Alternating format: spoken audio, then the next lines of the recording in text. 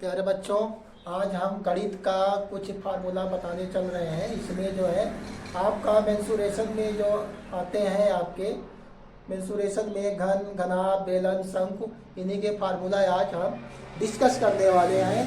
यहाँ पर black board पर लिखा गया है। पहला आपका क्या है, आप जानते हैं। पहला क्या है, घनाभ है। यहाँ घनाभ लिखा गया है। घनाभ में क्या होती है, लंबाई होती है, चौड़ाई होती है और ऊंचाई होती है। इसे क्या कहते हैं, घनाभ कहते हैं। लंबाई को हम L से प्रदर्शित करते हैं और चौड़ाई को B से प्रदर्शित करते हैं और ऊंचाई को H से प्रदर्शित करते हैं।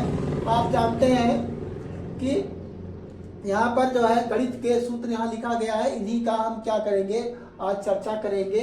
इसी में क्या है, पहला फार्मूला आपका क्या है, पार्श्व घनाभ का पार्श्व पृष्ठीय क्षेत्रफल। घनाभ का जो पार्श्व पृष्ठीय जो क्षेत्रफल होगा आपका 2 कोष्ठक में L प्लस D इंटू क्या हो जाएगा, H। पहला फार्मूला क्या होगा आपका, पार्श्व पृष्ठीय क्षेत्रफल 2 कोष्ठक में L प्लस B और इंटू कोष्ठक बंद इंटू H हो जाएगा। अगला क्या है, संपूर्ण पृष्ठीय क्षेत्रफल। घनाभ का संपूर्ण पृष्ठीय क्षेत्रफल का जो फार्मूला होता है आपका 2 ब्रैकेट में LB प्लस BH और प्लस क्या होगा HL। ये आपका जो है घनाभ के संपूर्ण पृष्ठीय क्षेत्रफल का फार्मूला है। घनाभ के आयतन का जो फार्मूला होगा आपका L गुणे B और गुणे क्या होगा H। आप जानते हैं कि जहाँ पर क्षेत्रफल रहेगा वहाँ पर उसकी इकाई क्या होगी, वर्ग इकाई होगी, और जहाँ आयतन होगा वहाँ पर उसकी इकाई क्या होगी, घन इकाई होगी। इस प्रकार से आप घनाभ के 3 फार्मूले जो है आप लिख लेंगे। यहाँ पर अगला क्या है, घन है। घन में यानी किसी घनाभ की लंबाई, चौड़ाई और ऊंचाई तीनों को बराबर कर दिया जाए। L बराबर B बराबर H, अगर तीनों बराबर हो जाए तो क्या होता है, घन हो जाता है। इसी क्रम में आपका मान लेते हैं घनाभ की क्या होगी, घनाभ के भुजा की माप क्या हो गई, A हो गई। घनाभ के भुजा की माप क्या हो गई, A हो गई। तो आपका घन की भुजा क्या है, A है। तो यहाँ पर क्या होगा, पार्श्व पृष्ठीय क्षेत्रफल इसका क्या होगा, 4A स्क्वायर। घन का पार्श्व पृष्ठीय क्षेत्रफल क्या होगा, 4A स्क्वायर। घन का संपूर्ण पृष्ठीय जो क्षेत्रफल होगा आपका 6A स्क्वायर। और घन का आयतन का जो फार्मूला होगा A क्यूब होगा, A क्यूब। घन के आयतन का फार्मूला क्या होगा, A क्यूब। घन का पार्श्व पृष्ठीय क्षेत्रफल 4A स्क्वायर और घन का संपूर्ण पृष्ठीय क्षेत्रफल 6A स्क्वायर। घन का आयतन क्या होगा, A क्यूब होगा। जहाँ पर जो है क्षेत्रफल आएगा तो वहाँ पर हम क्या लिखेंगे, वर्ग इकाई होगी, और जहाँ आयतन आएगा वहाँ का क्या होगा, घन इकाई होती है। लंबवृत्तीय बेलन, इसका जो है वक्र पृष्ठीय क्षेत्रफल, इसका क्या होगा, वक्र पृष्ठीय क्षेत्रफल क्या होगा, 2πRH। R क्या है, बेलन की त्रिज्या है। H क्या है, बेलन की ऊंचाई है। अब लंबवृत्तीय बेलन का संपूर्ण पृष्ठीय क्षेत्रफल आपका होगा 2πR कोष्ठक में H प्लस R। ये फार्मूला होता है लंबवृत्तीय बेलन का संपूर्ण पृष्ठीय क्षेत्रफल का जो फार्मूला होगा 2πR कोष्ठक में H प्लस R। इसका आयतन का जो फार्मूला होता है आपका πR स्क्वायर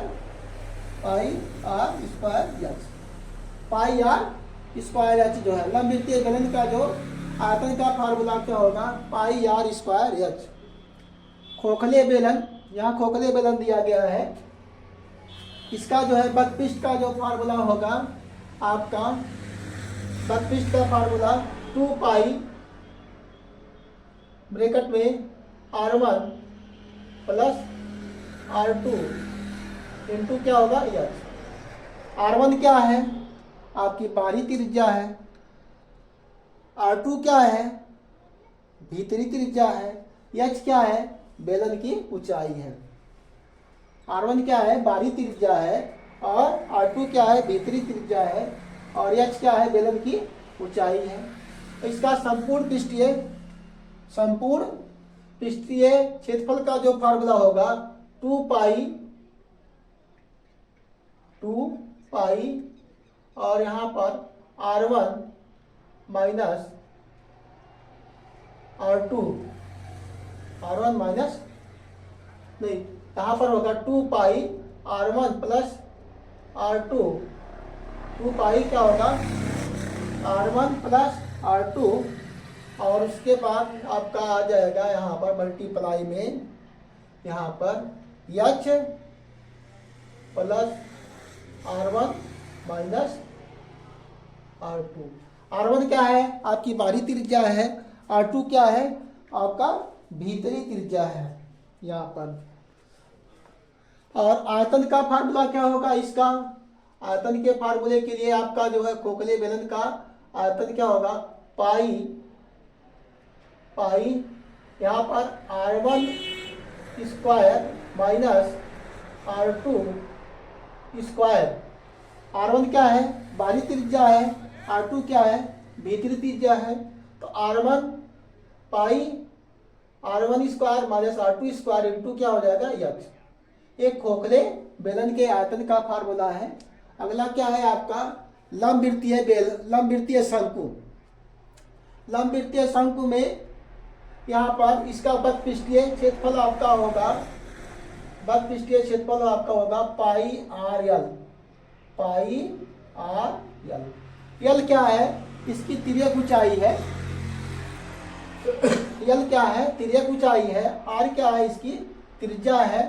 यल बराबर होता है, यहाँ हम लिख देते हैं यहाँ पर यल बराबर आपका होता है यल बराबर कड़ी में H square plus R square. ये फार्मूला है आपका यल के लिए फार्मूला है आपका। यल बराबर होता है कड़ी में H square plus R square. ये शंकु की तिर्यक ऊंचाई होती है। अगला फार्मूला क्या है? संपूर्ण पृष्ठीय क्षेत्रफल। इसका पाई आर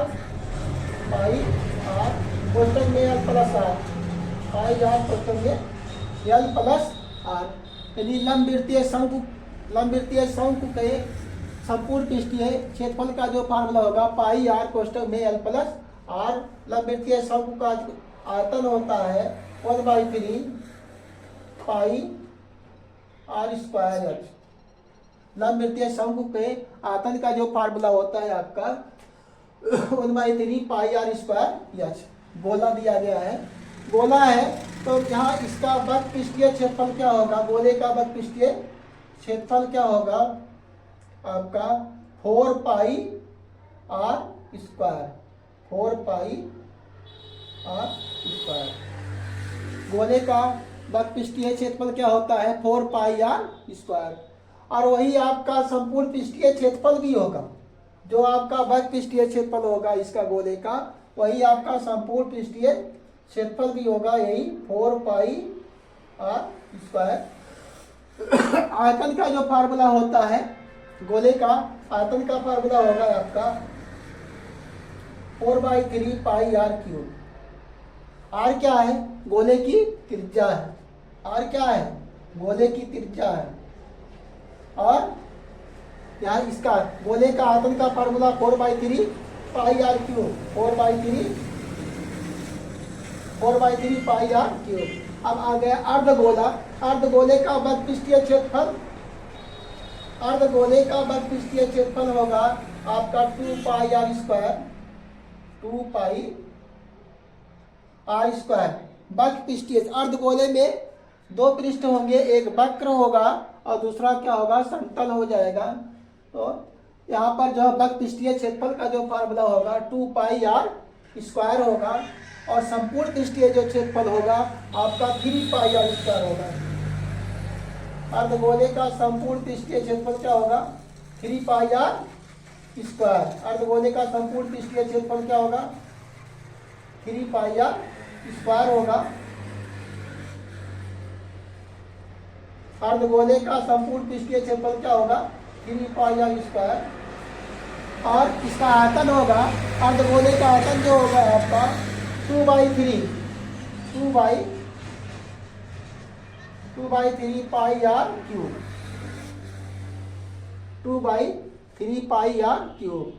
ये फार्मूला होगा आपका अर्धगोले के आयतन का। फार्मूला क्या होगा? 2/3 pi are cube.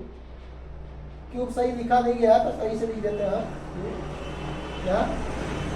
2/3 pi are cube. ये हो गया आपका। इस प्रकार से जो है हम घन घनाभ बेलन और शंकु और गोले अर्धगोले के सभी फार्मूले जो है आप इसको अच्छी तरीके से याद कर लेंगे। अब तलों की बात किया जाए, हम यहाँ पर जो है इसे घनाभ है, आपका घनाभ है, इसमें कितने तल होते हैं? 6 तल होते हैं। घनाभ में कितने तल होते हैं? 6 तल होते हैं। और घन में कितने तल होते हैं? घन में भी, घनाभ में जितने तल होंगे उतने तल जो है आपके घन में भी होंगे। और लंबवृत्तीय शंकु में आपके 3 तल होते हैं, एक वक्र तल होता है और 2 समतल होते हैं। खोखले बेलन में भी आपके जो है एक वक्र तल हो, दो वक्र तल होंगे, 2 वक्र तल होंगे और 2 समतल होंगे। यहाँ पर रोटेशनल वाली एरिया में वहाँ पर जो है यदि आप कह सकते हैं उसमें भी एक खोखले बेलन में जो खोखला बेलन होता है उसमें वक्र तल होगा और समतल होगा। और लंबवृत्तीय शंकु में आपके 2 तल होंगे, क्योंकि एक रोटेशनल एरिया होता है उसे वक्र तल कहेंगे, और जो नीचे जो वृत्ताकार भाग होगा उसे हम समतल कहेंगे। गोला है, इसमें 1 तल होते हैं, इसमें वक्र तल होता है। अर्धगोला है तो इसमें 2 तल होते हैं, एक वक्र तल होता है, एक समतल होता है। इस प्रकार से आप इन फार्मूलों को अच्छी तरीके से याद कर लीजिएगा, ये इम्पॉर्टेंट है। और आप इसको यहाँ पर देखिए, यहाँ पर क्या है? LBH है, यहाँ पर ए क्या है? घन की भुजा है। आर क्या है? यहाँ पर आर क्या है? बेलन की त्रिज्या है। एच क्या है? ऊंचाई है। इसमें क्या है? इसमें बेलन की त्रिज्या, ये बाहरी त्रिज्या क्या है? R1 है, और ये भीतरी त्रिज्या R2 है। एच क्या है? ऊंचाई है। इसमें क्या? L क्या है? तिर्यक ऊंचाई है। R क्या है? शंकु की त्रिज्या है। एच क्या है? शंकु की ऊंचाई है। और गोला का ये त्रिज्या क्या है? R है। और यहाँ अर्धगोले की भी त्रिज्या क्या है? R है। धन्यवाद।